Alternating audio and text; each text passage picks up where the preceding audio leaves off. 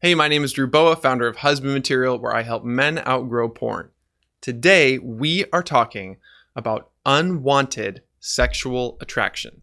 So in order to explain this term, unwanted sexual attraction, and how it fits into the wider conversation, I want to explain some terms from the Bible, from Patrick Carnes, from Bill Herring, and from Jay Stringer. And before you assume that this message does or does not apply to you, let me be very clear. We all have unwanted sexual attraction of one kind or another. It could be for the same sex. It could be for the opposite sex. It could be a fetish for an object. It could even be a sexual attraction to an animal. Things that we don't usually talk about. We all have unwanted sexual attraction because we are all sexually broken. As human beings, we are born into a world where we have inherited this thing called sin and the effects of sin. And sin permeates every part of us, including our desires and including our urges and impulses, our fantasies, the things that we want. And very interestingly, sometimes the things that we want are not the same as the things that we like. Sometimes we like things that we don't want. We want things that we don't like. And that is where unwanted sexual attraction comes in. So today, I want to introduce this as a term, as an addition to this ongoing conversation about sexuality, specifically within the Christian community. And I want everyone to be able to start talking about this with some degree of fluency. In my book, Redeem Sexuality, the very first session is all about learning the language, learning to talk about this stuff. And this is a term that I feel we all need in our vocabulary. And by the way, unwanted sexual attraction is not the same as sin. So I want to go through some different terms, the history behind them, and then talk about where this term fits in, because I feel it's very, very important, especially when it comes to freedom from porn. Because porn and a struggle with compulsively using it almost always involves some level of attraction that you wish was not there. Something has a magnetic pull on you, and maybe you don't understand it. Maybe you feel like you've always had it. Maybe you feel like it's just part of who you are. That's totally normal. Today, we're going to talk about it and why it's so important. Okay, let's start with some history and let's start with some vocabulary. What do I mean when I say unwanted sexual attraction is not the same as sexual sin? In the Bible, this category of sin is ancient. It's way older than any other term that we have for our sexual behavior. So I want to start with that, and specifically the definition that I give in my book, Redeem Sexuality. Sexual sin is any attitude or action that departs from or rebels against God's design for sexuality. So sin is this category of attitudes and actions. It doesn't necessarily include attractions. Attractions are things that we don't choose. We experience them. They're not conscious choices. They're not commitments. And there's another term which is very biblical and very important that I want to bring to the table, which is sexual brokenness. Now, sin is something that we do, but sexual brokenness is something that actually can be the result of what is done to us. And just like we are all sexually sinful, we are also all sexually broken. And before you think to yourself, well, that sounds very depressing, I want you to know that within the idea of brokenness, there is also goodness. Something actually can't be broken unless it's fundamentally good. So that is a little bit of a biblical perspective on sin and brokenness. And I want to put unwanted sexual attraction in the category of brokenness, not in the category of sin. In the clinical world, there have been some other definitions and terms that I want to bring up because I feel like they're helpful for this conversation. Back in the 1980s, a man named Dr. Patrick Carnes first started speaking and writing and researching about a topic which became known as sex addiction. He coined the term sexual addiction, and his book, Out of the Shadows, was one of the first to talk about this. Now, the language of sex addiction is not something you're often going to hear on Husband Material. I don't often say, I help people with sex addiction. because that term is so contested. It's a source of disagreement among Christians, among clinicians about, okay, well, what exactly counts as addiction? And is it even a real thing? Or is it just sin? Or should we just use that category of brokenness? Why do we need to use this modern language of addiction? While the term sexual addiction has really helped a lot of people, I believe that it's not the primary term that I want to use, because it can often become an identity. To say, I am a sexual addict or I am sexually addicted can make it feel like it's part of who I am. And as you know, on this show, I always like to say, porn and your struggle with porn is not who you are. You are God's beloved son, and in you, he is well pleased. So that language of sexual addiction began emerging in the 1980s and 90s, and even in the 2000s. That was the primary term that people were using while talking about freedom from this thing, right? What is the thing? Patrick Carnes founded an organization called ITAP, the International Institute for Trauma and Addiction Professionals, which is where I was trained as a PSAP, Pastoral Sex Addiction Professional. It's the same organization that trains CSATs, Certified Sex Addiction Therapists. I know this is a lot of information. The reason I'm telling you this is because one of those therapists is named Bill Herring. And in 2017, Bill published an article in the Journal of Sexual Addiction and Compulsivity that came up with a new term in order to help us talk about this thing without the language of addiction. He came up with the term problematic sexual behavior, PSB.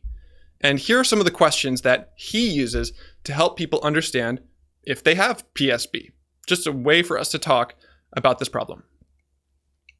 The 5 questions are, number 1, are you keeping your promises with your sexual behavior? Number 2, are you okay with what you are doing?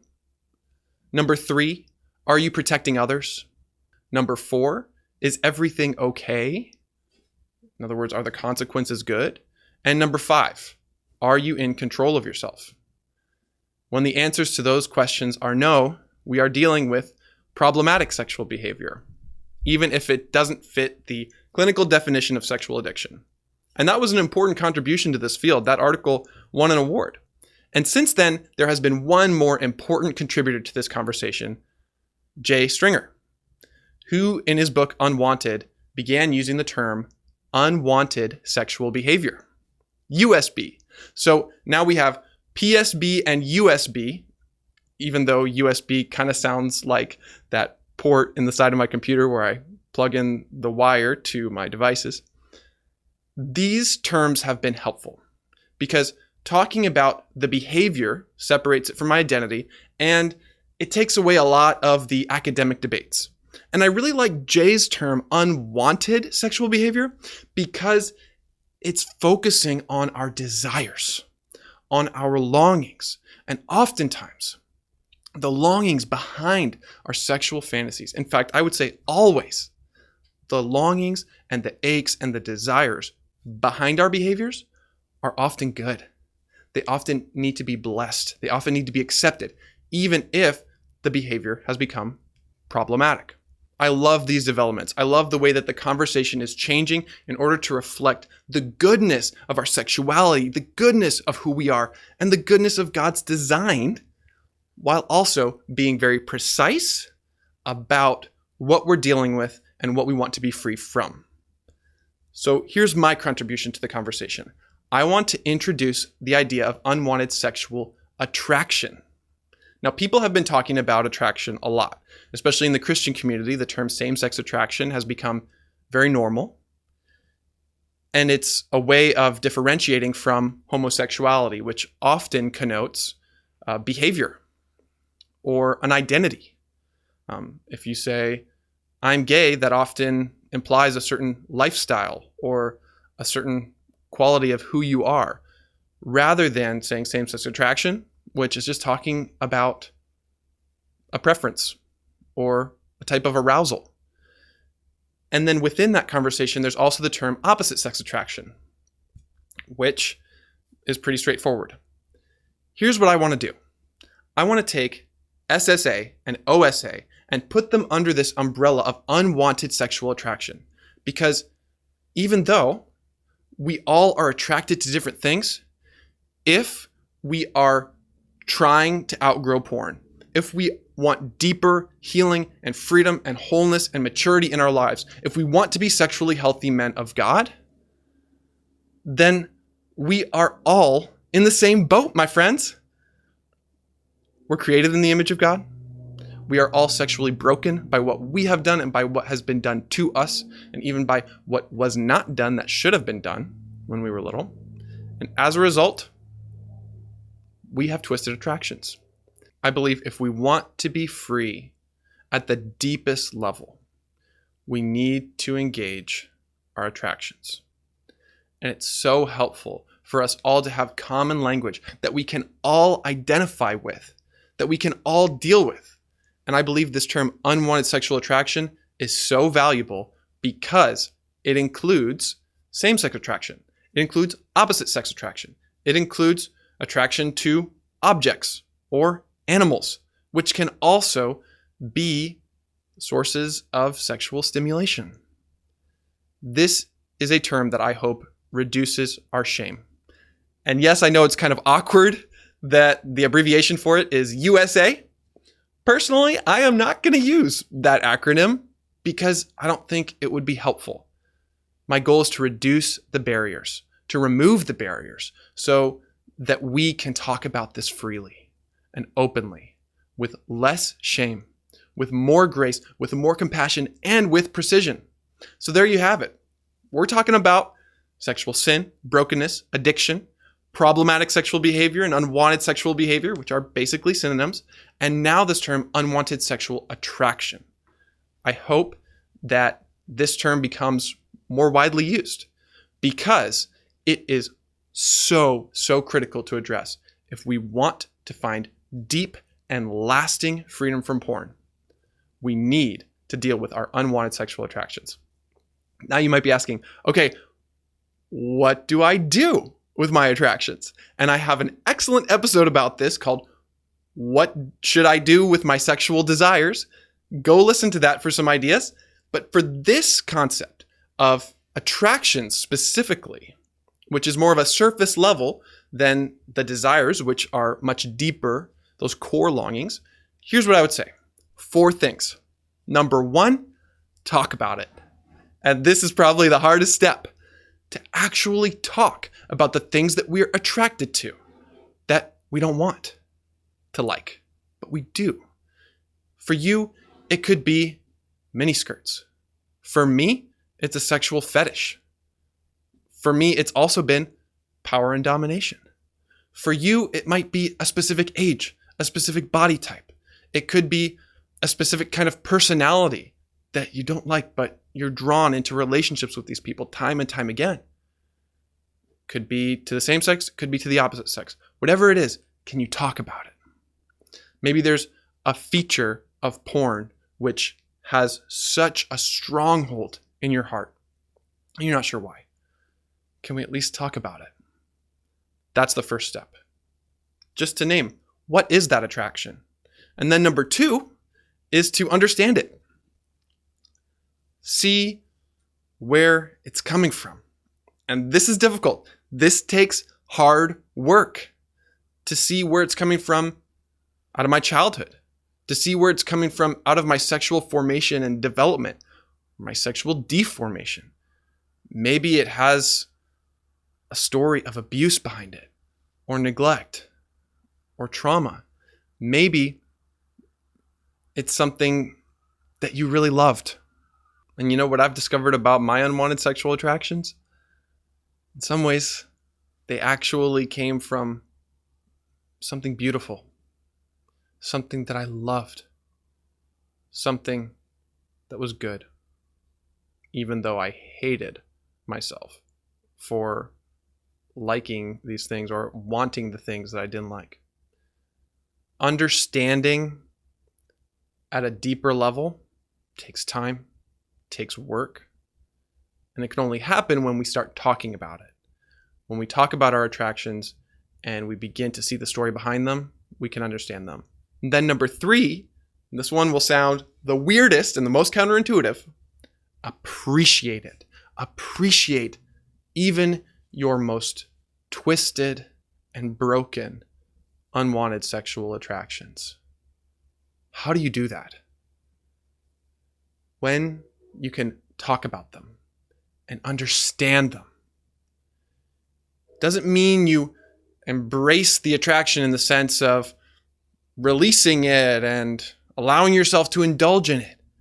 But can you appreciate and bless the good desire that it's connected to? And that's what the other episode is all about. What should I do with my desires? Getting down to the core of that need, of that good and holy longing to be accepted or to be powerful or to be loved, to be pursued, to be at peace, to be known. Whatever it is that the sexual attraction itself symbolizes, that your heart has been hungry for, that is what you can appreciate. And when you do this, you might even find that the attraction begins to lose its power over you. Not saying that all attractions can change and be converted. What I am saying is that the magnetic pull that we feel towards things can loosen up once we can talk about it, once we can understand it, and once we can appreciate it.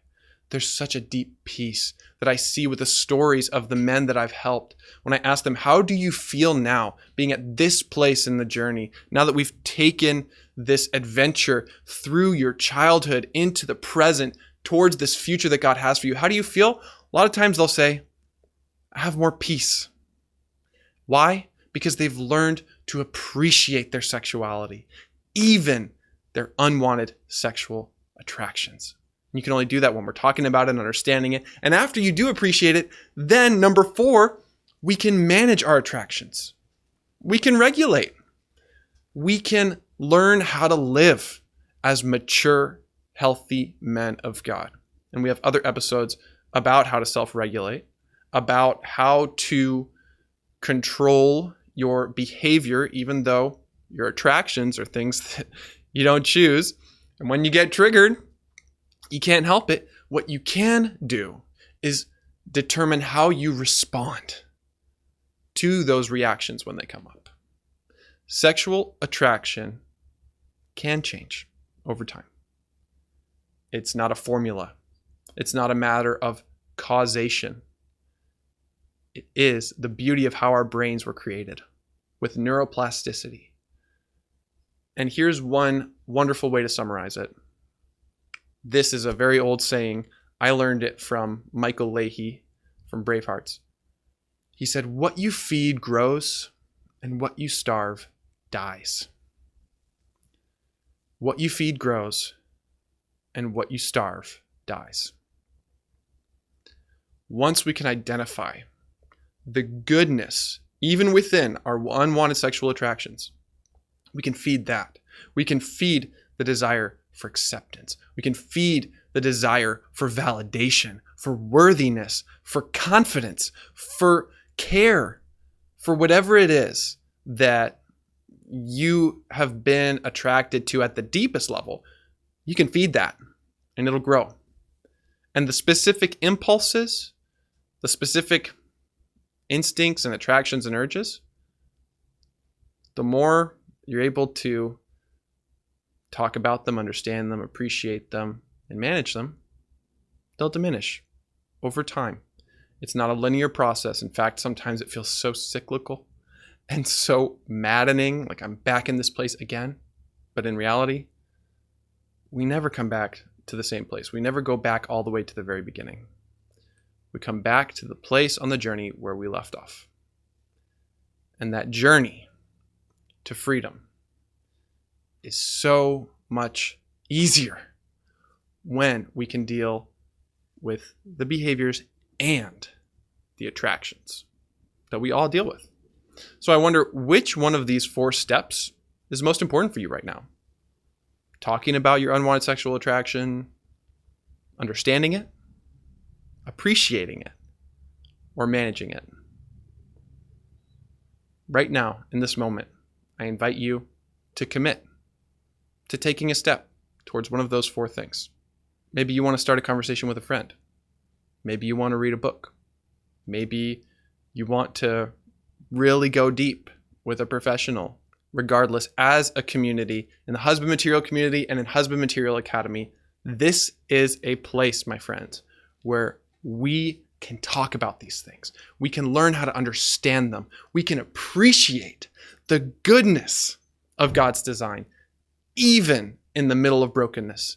And day by day, week by week, year by year, we can manage it. What you feed grows, what you starve dies. And now you know a new piece of language, a new tool for your tool belt. Unwanted sexual attraction. We all have it. Let's talk about it.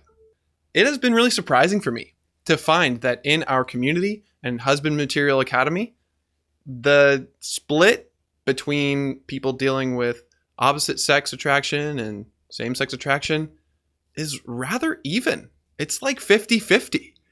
And that's really unique. Oftentimes in a ministry, you'll have it specifically appeal to one or the other with a few outliers, but this one is more integrated. And I think it's because we have been approaching it from this perspective of the goodness of God's design, of the brokenness of our attractions, and ultimately the beauty of the desires underneath them. So wherever you are on your journey with unwanted sexual attraction, together, let's learn to talk about it, understand it, appreciate it, and manage it. Always remember, my friend, you are God's beloved son. No matter what your attractions are, in you, he's well pleased.